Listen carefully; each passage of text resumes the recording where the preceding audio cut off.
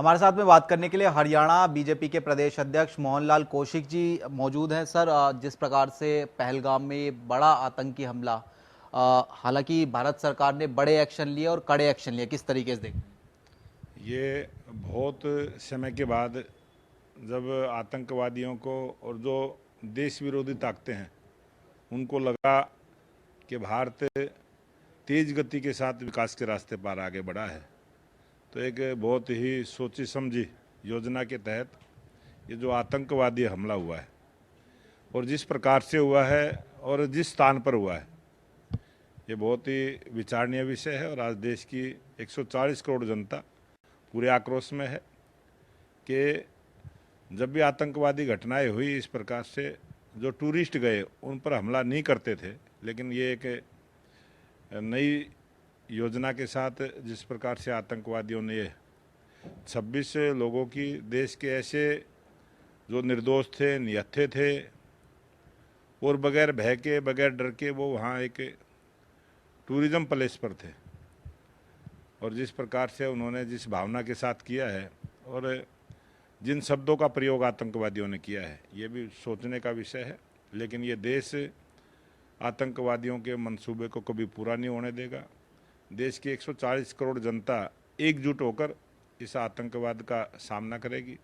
और भारत सरकार जिस प्रकार से एक्शन में आई है, देश के प्रधानमंत्री हों, देश के गृह मंत्री हों, हमारे रक्षा मंत्री हों, तुरंत सभी प्रकार की बैठकें करके और जो कड़े फैसले लिए हैं, इसके लिए मैं सरकार का धन्यवाद भी करता हूं। और जिस प्रकार से जो शहीद हुए हैं उनको आर्थिक मदद के साथ साथ उनके इलाज की भी चिंता भारत सरकार ने की है। लेकिन बहुत जल्दी जिन्होंने ये दुस्साहस किया है, निहत्थे लोगों पर जो हमला किया है, कड़ी से कड़ी सज़ा मुझे लगता है देश के हमारे प्रधानमंत्री जी ने जिस प्रकार से बोला है वो 100% उसको पूरा करेंगे।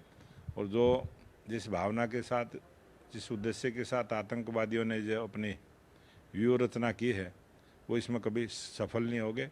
और देश मजबूती के साथ विकसित राष्ट्र का जो सपना भारत ने लिया है उसको हम पूरा करेंगे। सर, जिस प्रकार से निहत्थे लोगों पर कायराना हमला और उसके बाद में भारत सरकार का एक्शन, पाकिस्तान का जो उच्चायोग है उसको बंद कर दिया जाएगा, वीज़ा जो है रद्द कर दिए गए हैं, और ख़ास तौर पर जो सिंधु जो जल ट्रीटी थी उसको भी जो है ख़त्म करने का काम जो है करती हुई नजर आएगी।